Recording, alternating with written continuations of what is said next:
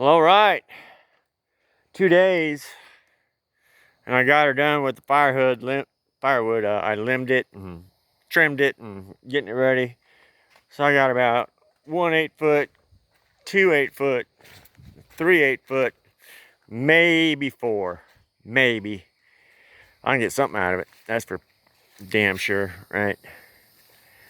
Fucking mud fest, man. Yeah. Yeah. Yeah. But there's another fucking giant fucking oak right behind it. And there's a fucking cedar right there that is just fucking prime. I might let it go another couple of years, get some, get a little more fat.